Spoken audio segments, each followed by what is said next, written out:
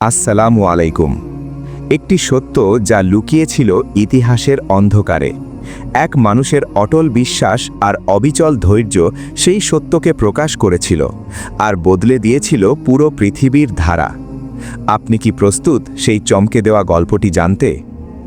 একদা এক বিশাল সাম্রাজ্যের অধিপতি ছিলেন এক মহান নেতা, যার ন্যায়পরায়ণতা আর দূরদর্শিতা ছিল কিংবদন্তিতুল্য। তার শাসনামলে ন্যায় ও ইনসাফের আলোয় আলোকিত হয়েছিল প্রতিটি জনপদ। কিন্তু এই শান্তির মাঝেও লুকিয়েছিল এক অশান্তির বীজ। পার্শ্ববর্তী এক অঞ্চলের শাসক ছিল হরমুজান, এক অত্যাচারী রাজা, যার নিষ্ঠুরতা ছিল প্রবাদ প্রতিম। তার রাজ্য জুড়ে প্রজাদের হাহাকার ছিল নিত্যদিনের সঙ্গী। এই হরমুজান বারবার মুসলিমদের সাথে সংঘাতে জড়িয়ে পড়ত। প্রতিবার পরাজিত হয়ে সে সন্ধি করত, কিন্তু সুযোগ পেলেই আবার বিশ্বাসঘাতকতা করে ক্ষতি সাধন করত। তার এই অনৈতিক আচরণে মুসলিম উম্মার মধ্যে এক গভীর ক্ষোভ দানা বাঁধছিল। মহান নেতা, যিনি ছিলেন প্রজ্ঞায় অবিচল এবং ঈমানের দৃষ্টান্ত প্রতীক, তিনি এই অন্যায় আর বিশ্বাসঘাতকতা আর সহ্য করতে পারলেন না। তিনি আদেশ দিলেন হরমুজানকে বন্দী করে তার দরবারে হাজির করার জন্য। তার নির্দেশে এক কঠিন যুদ্ধে হরমুজান মুসলিম বাহিনীর হাতে বন্দী হল। তাকে শিকলবন্দি অবস্থায় মহান নেতার দরবারে আনা হল। দরবারের প্রতিটি কোণায় তখন পিনপতন নীরবতা। সবার চোখে মুখে ছিল এক মিশ্র অনুভূতি, বিজয় উল্লাস এবং আসন্ন বিচারের প্রতীক্ষা। মহান নেতা স্থির দৃষ্টিতে হরমুজানের দিকে তাকালেন। তার কণ্ঠস্বর ছিল শান্ত কিন্তু দৃঢ়। তিনি বললেন, হে হরমুজান, তুমি বারবার আমাদের সাথে বিশ্বাসঘাতকতা করেছ। তোমার এই অন্যায় আচরণের কারণে অসংখ্য নিরপরাধ মানুষ প্রাণ হারিয়েছে, তাদের ঘরবাড়ি ধ্বংস হয়েছে, সম্পদ নষ্ট হয়েছে। তোমার নিষ্ঠুরতার শিকার হয়েছে কত নিরীহ প্রজারা। তোমাকে আর কোনো সুযোগ দেওয়া যায় না। তোমার একমাত্র শাস্তি হল মৃত্যুদণ্ড। এই কথা শুনে দরবারে এক চাপা গুঞ্জন উঠল। হরমুজানের মুখ ফ্যাকাশে হয়ে গেল, কিন্তু তার চোখে ছিল এক সূক্ষ্ম চাতুর্য। সে জানত তার শেষ সুযোগ এটাই। মহান নেতা তাকে বললেন, মৃত্যুদণ্ড কার্যকর করার পূর্বে তোমার যদি কিছু বলার থাকে বলতে পারো। হরমুজান তার কূটবুদ্ধি খাটিয়ে এক ফন্দি বের করল। সে বলল, হে মহানুভব নেতা, আমার প্রচণ্ড পিপাসা পেয়েছে, দয়া করে আমাকে একটু পানি পান করতে দিন। তার এই আকস্মিক অনুরোধে দরবারে উপস্থিত সবাই আশ্চর্য হল। কিন্তু মহান নেতা, যিনি ছিলেন ধৈর্য ও সহানুভূতির প্রতিচ্ছবি, তিনি তার অনুরোধ মঞ্জুর করলেন। পানির পাত্র হাতে নিয়ে হরমুজান ভীতু ভীতু ভাব নিয়ে ডানে বামে তাকাতে লাগল। তার চোখে মুখে এক অদ্ভুত সংশয়, যেন সে নিশ্চিত নয় যে এই পানি পান করার সুযোগ সে পাবে কিনা। মহান নেতার নির্দেশে তাকে পানি পান করতে দেওয়া হয়েছিল, কিন্তু সে পান না করে কেবল পাত্রটি হাতে ধরে রইল।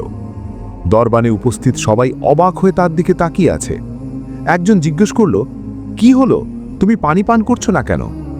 হরমুজান তার কূটবুদ্ধি কাজে লাগিয়ে জবাব দিল, আমিরুল মুমিনিন, আমার ভয় হচ্ছে যে এই পানিটুকু পান করার আগেই আমাকে হত্যা করা হবে। তার এই কথা শুনে দরবারে উপস্থিত মুসলিম সৈন্যরা কিছুটা উত্তেজিত হয়ে উঠল। কিন্তু মহান নেতা, যিনি ছিলেন ধৈর্য ও প্রজ্ঞার প্রতিমূর্তি, তিনি হরমুজানের মনের গভীরে লুকিয়ে থাকা চাতুর্য বুঝতে পারলেন। তিনি শান্ত কণ্ঠে বললেন, তুমি নির্ভয়ে পানি পান করো। তোমার হাতের পানি পান করার পূর্বে তোমাকে হত্যা করা হবে না, এ ব্যাপারে আমি তোমাকে নিশ্চয়তা দিলাম। মহান নেতার এই অটল প্রতিজ্ঞা হরমুজানের কানে পৌঁছতেই তার চোখে এক ঝলক বিজয়ের হাসি খেলে গেল। সে মুহূর্তেই হাতের পানির পাত্রটি মাটিতে ছুঁড়ে ফেলে দিল। পাত্রটি ভেঙে চৌচির হয়ে গেল আর পানি ছড়িয়ে পড়ল দরবারের মেঝেতে। হরমুজান বিজয়ীর ভঙ্গিতে বলল, মহামান্য খলিফা, আপনি বলেছেন আমার হাতের পানিটুকু পান করার আগে আমাকে হত্যা করবেন না। আমি পানি ফেলে দিয়েছি, সে পানি আর পান করব না। আপনার ওয়াদা অনুযায়ী এখন আপনি আমাকে হত্যা করতে পারবেন না। হরমুজানের এই অপ্রত্যাশিত চালাকিতে দরবারে উপস্থিত সবাই স্তম্ভিত হয়ে গেল। মুসলিম সৈন্যরা ক্রোধে ফেটে পড়ল। তারা চিৎকার করে বলল, আমিরুল মুমিনিন, আপনি অনুমতি দিন, আমরা এক্ষুনি তার এই অনৈতিক চালাকির শাস্তি দেই। তাদের চোখে মুখে ছিল ন্যায় বিচারের তীব্র আকাঙ্ক্ষা। কিন্তু মহান নেতা, যিনি ছিলেন আল্লাহর উপর অটল বিশ্বাসী এবং প্রতিজ্ঞার রক্ষক, তিনি সবাইকে থামিয়ে দিলেন। তার কণ্ঠস্বর ছিল দৃঢ়, যা দরবারের প্রতিটি কোণায় প্রতিধ্বনিত হল। তিনি বললেন, না, তা হতে পারে না। একজন মুসলমানের কথার মূল্য অনেক, সুতরাং যে কথা আমি একবার বলে ফেলেছি, যে কোনো মূল্যে আমি তা রক্ষা করবই, ইনশাআল্লাহ। তার এই কথাগুলো কেবল হরমুজানকে নয়, উপস্থিত সকলকেই এক গভীর শিক্ষায় দীক্ষিত করল। তিনি আরও বললেন, যেহেতু আমি তাকে বলেছি তার হাতের পানিটুকু পান করার পূর্বে তাকে আমি হত্যা করব না, আর সে যখন পানি পান করেনি, সুতরাং বন্দী হরমুজানকে হত্যা করা চলবে না। এই ছিল এক অবিচল নীতির ঘোষণা, যা মানব ইতিহাসের পাতায় স্বর্ণাক্ষরে লেখা থাকবে। মহান নেতার এই অবিচল ঘোষণা শুনে হরমুজান এবং দরবারে উপস্থিত সবাই বিস্ময়ে হতবাক হয়ে গেল। এমন প্রতিজ্ঞা পালন, এমন চারিত্রিক দৃঢ়তা তারা আগে কখনো দেখেনি। হরমুজান কল্পনাও করতে পারেনি যে তার এই চালাকির পরেও সে মুক্তি পাবে।